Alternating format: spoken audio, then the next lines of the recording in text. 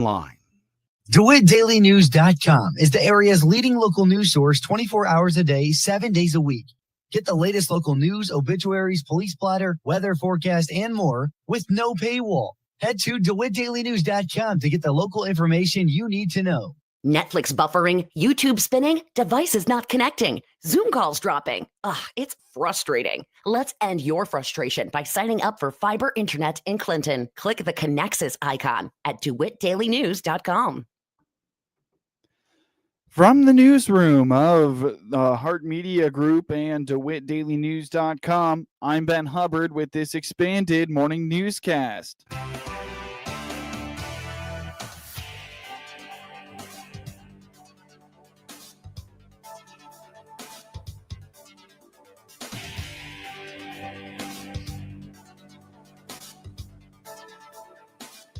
Good morning, and thanks for being with us on this Wednesday. The news is brought to you by Canucks, offering fiber internet in Clinton.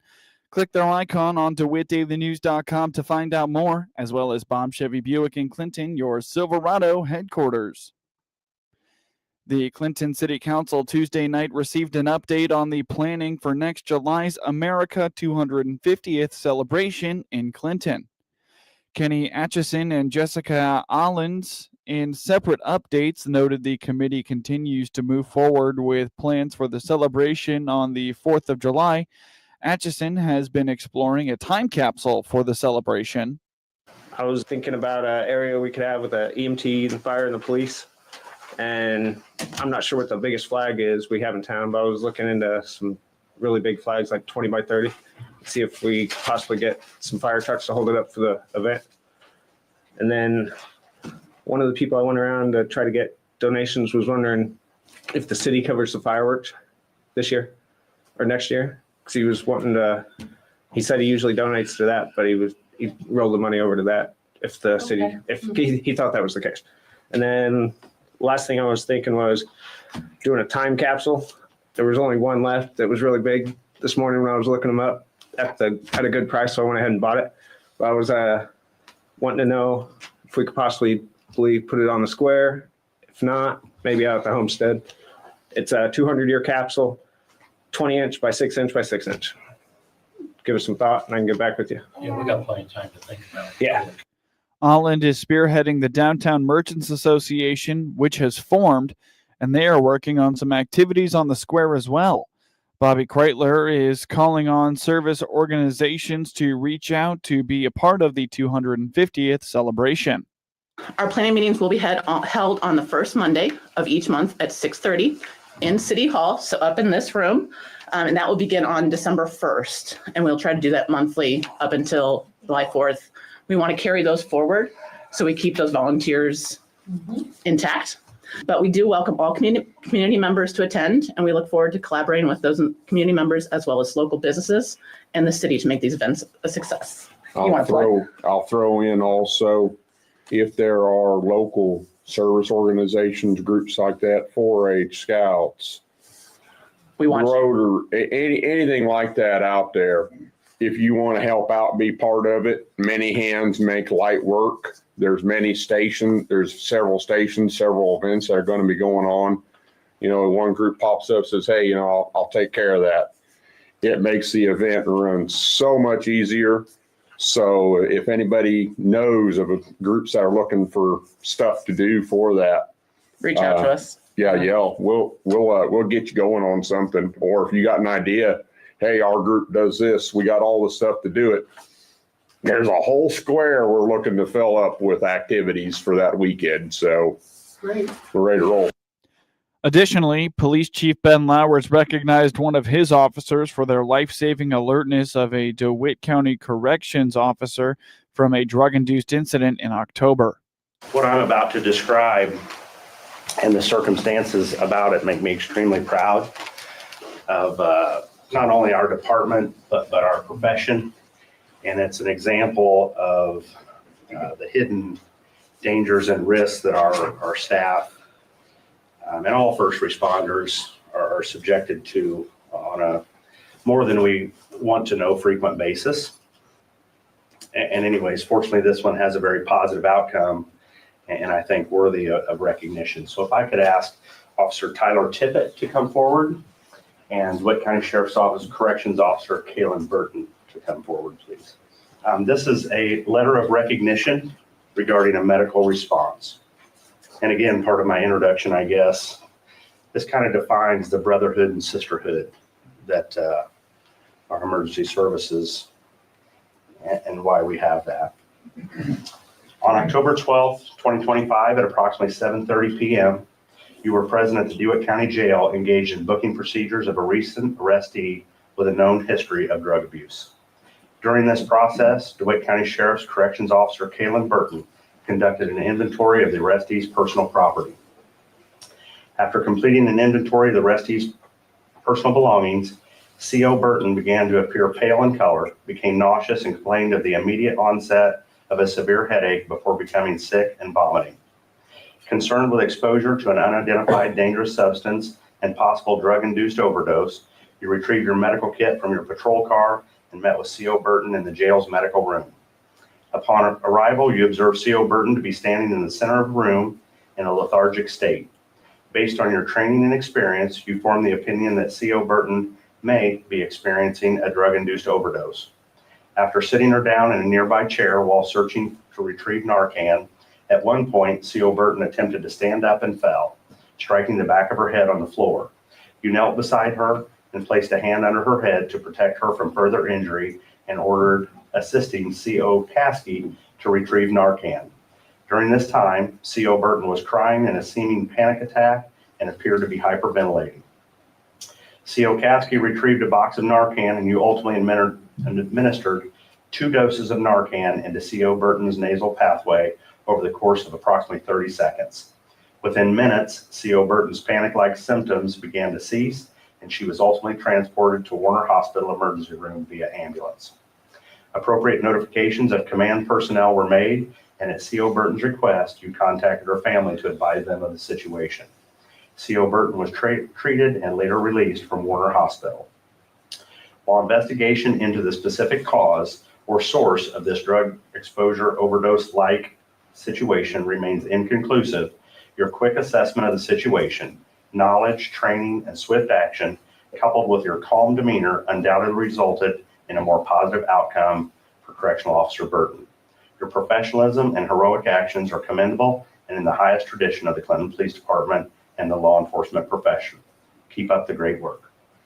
Thank you.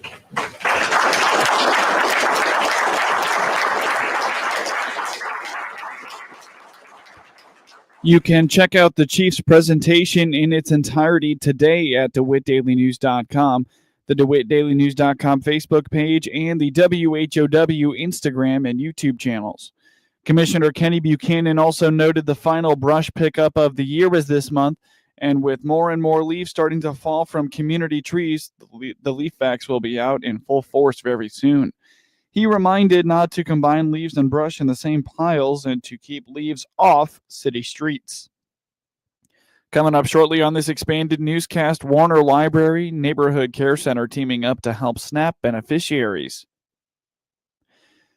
With a new leader locally, a national mentoring program is being rebuilt in central Illinois. Big Brothers Big Sisters CEO Saramanda Hall has been involved with the organization for over a decade and was recently promoted to CEO for the Central Illinois chapter. Like many nonprofits, they are trying to recover from a dip in their numbers since the COVID-19 pandemic. So I started with Big Brothers 12 to 15 years ago as an AmeriCorps Vista volunteer, and I was doing enrollment, so interviewing the mentors, the bigs, and the youth, the littles in the program. Eventually, I transitioned to being a case manager, and so I did match support for the matches, the bigs and littles, once they were matched. And then I've also been a big sister myself, so I had a little sister and a little brother in the program. Jeannie Stahlheber, the founder and former CEO, was looking for retirement, so she reached out, and we had conversations. And so our program numbers, the numbers of matches has, dwindled over the years since COVID. So we are wanting to rebuild and regrow and get it back up where it used to be or beyond. The program is in need of both kids and mentors. Hall would like to have more opportunities and events for the pairs to work on together, like a community garden. This way, students are not only receiving support through mentorship, but they are also gaining tangible skills. Would like to have more visibility, more impact, more events where we can recruit more mentors and kids for the program. I would like to focus again on our school-based, our high school to elementary program. We do have that plan in the works. Right now, I believe there's some planning going on at the indicator for Okay. that. As far as the community goes, same as we've always done. I would like to develop some programs maybe around gardening or a school garden or a community garden. They wouldn't be beholden to that every time. They could still have their individual interests where they would go out and do activities together, but maybe something where they could also have an opportunity to grow their own food, cook recipes with fresh food. Hall points out the organization needs to increase the public's awareness of just how beneficial it can be for a young person. Heather Peevler feels kids could always use more people in their corner. Reaching out to different partnerships. So the libraries, the schools, churches, and again, like Heather said, with the website as well. It depends on the area, and right now it also depends on our visibility. That's why we're trying to grow the program again, because some parents don't know that we're still here. And so I think, again, it really ebbs and flows on either side of what's needed. Yeah, I think a lot of kids just need more people in their corner, more positive experiences. That doesn't mean that their family can't provide that. That just means that they have extra resources to grow beyond that. I am also matched in the program myself, and it's really cool to see that firsthand. My little saying, that's one of my best friends, and it's interesting to see the kind of impact that you can make just by showing up and being someone that listens. Hall adds they are currently in search of more volunteers, and you can learn more about getting involved by visiting their website at bbbscil.org, or you can call the office at 217-428-4240. You're listening to the WHOW Morning Show. Let's take a quick break with a word from our sponsors. Closeout time is here for a new Chevrolet. This is Scott Baum from Baum Chevrolet Buick in Clinton and Farmer City. Yes, we have a good selection of 25 Silverados remaining in regular and crew cab models with gas or diesel engines. Some with utility beds and dual roof wheels. Also see our remaining Colorados, Trailblazers, even our full-size Suburban and Tahoes, all priced to move out. See our 25 inventory today at BaumChevyBuick.com, right from the start. Experience the power of better connection with Connexus Fiber Internet. Connexus delivers ultra-fast, reliable speeds to keep you connected at the speed of life. Whether you're working from home, streaming your favorite shows, or gaming with your friends, Connexus has you covered. Say goodbye to buffering and dropped calls and say hello to fiber fast internet. Ready to upgrade your connection? Sign up today by clicking the Connexus icon at DeWittDailyNews.com. Nothing connects us like Connexus. News time is 22 minutes after the top of the hour on this Wednesday morning. You're listening to the WHOW Morning Show. SNAP benefits that many rely on in Clinton were not renewed as the federal government shutdown lingers on. On the WHOW Morning Show Tuesday, Emily Dunham with the Warner Library in Clinton told the Heart Media Group they are partnering with the Neighborhood Care Center to help raise money to get some of those individuals the help they need. We're going to be working with the Neighborhood Care Center we'll have our table up tomorrow. We're going to be taking donations at the library that will then take over to Neighborhood Care so that we can help keep their shelves full. So we'll have a list posted on the library website and the Facebook page, and we'll have it posted in the library of certain things that they're actually looking for. According to Dunham, starting tomorrow, patrons can bring non-perishable contributions to the library that will be taken to the Neighborhood Care Center for distribution. She also notes they are accepting food donations for animals. So we're trying to keep, food on people's tables, and we've found some great people to work with. And even if we're not going to work with Neighborhood Care in the center, hopefully, I'm sure we'll keep that going. But we'll have a box at the library where you can pick up some food. We'll make sure that it's all good and not, rotten or going to be going bad soon. Mhm. And then we're also going to be looking for donations for pets, because if you're struggling to feed your family, you're probably struggling to feed your dog or cat. So if you have any extra dog food, cat food, bring it into the library. We'll make sure it's good and healthy, and then we'll put it on the table. The library also reminds they have had personal care kits available for those who might need them, and those are free of charge, available at the library. The collections for the Neighborhood Care Center will be going on all month long starting today, and even longer if the response is good. Learn more by finding the Warner Library on Facebook and Instagram, or by visiting vwarner.org. A Central Illinois mental health agency is working with area school leaders to help address the growing epidemic of depression and anxiety in youth. Tony Kirkman is the Piatt County Mental Health Center Executive Director and told the Heart Media Group he is working with some school leaders in reading the book The Anxious Generation and helping those school leaders address this growing crisis. Yeah, I want to take my hat off to local administrators for putting the work in and becoming educated.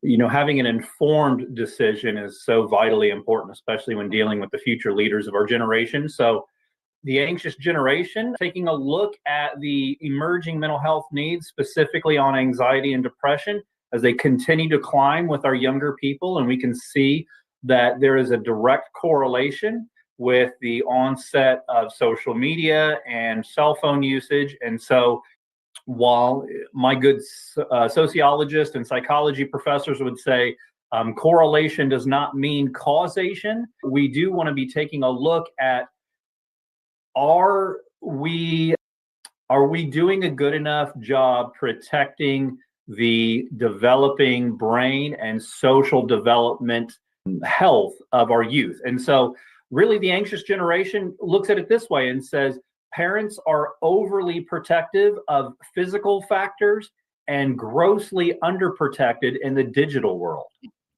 According to Kirkman, the book highlights a young person's battle in the digital world, and he believes part of the reason for taking this on is to be prepared for the coming mental health assessments that are going to be required by schools in the next few years. You know, one of the things that the book says that terrifies me is that they said that in the physical world, you and I have to take a driver's test. We have to register for selective services.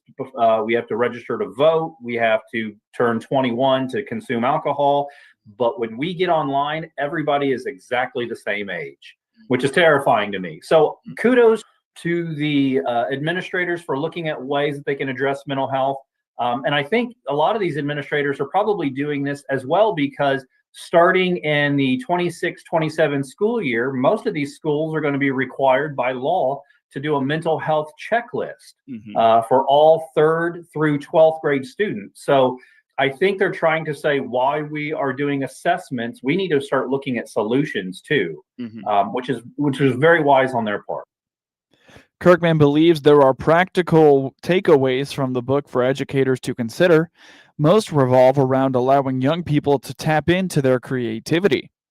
Yeah, I think we need to figure out ways that we can have some mental health enrichment. We need to figure out ways where we teach our young people how to self-regulate, because depression and anxiety is a natural part of life. We're going to have stresses. We just need to figure out how to be able to put words to describe it, as well as an action plan to address it. One of the other things in the book that fascinates me is that they said that when we have removed the recess periods, we have done a grave disservice to our younger people, because that is where they're learning a lot of their social roles and relationship interactions. So I would love to see administrators' plans on how are they going to improve socialization? How are they going to get kids to be more imaginative? AI is ruining our imagination. And so we need critical thinking. We need imagination. We need more play. All of those things we know are healthy for a young person's mental health development. Kirkman also indicates that they will be interesting to watch in the months ahead will be the results of the next Illinois Youth Survey, which will be administered in the spring. A 4-H livestock judging team from Illinois is celebrating a big win at last month's American Royal in Kansas City. Hunter Scheich of Unity High School in Tolono is a member of the Grand Champion team. On our marking team, we had Lane Byers, who's a senior at Gibson, Callie Turner, junior at Muhammad, and Morgan Holes, who's a junior at St. Joe. And we've all grown up showing with each other, judging with each other. And we all have been in the club. Well, actually, Callie joined the club this year. And so she had a pretty big leap and good progress from starting out this year and getting judged and be quite competitive at the American Royal. But we've all started out when we were quite little, and obviously you don't have reasons background, and that's a key part of the American Royal. So it was really cool to see all of our progress throughout high school, specifically some of those first competitions we got to go to together on a team. Maybe the reasons part where we didn't have as much experience kind of kept us a little bit out of the race, and over time with lots of help from different coaches and colleges in the area, and we've progressed quite a bit, and we actually ended up winning the Reasons Division at American Royal, and that was a pretty cool achievement, not only for it being obviously a high honor at the American Royal, but just seeing our team's progress over the years. It was really satisfactory. A team from Blackhawk East won the Junior College Division at the American Royal Livestock Judging Competition last month in Kansas City. Get news anytime from your computer or your mobile device, all free, all the time at DeWittDailyNews.com. Network news is now. With SRN News, I'm Rich Thomason in Washington. The Democrats dominated yesterday's midterm elections, victories in New York City, New Jersey, and Virginia.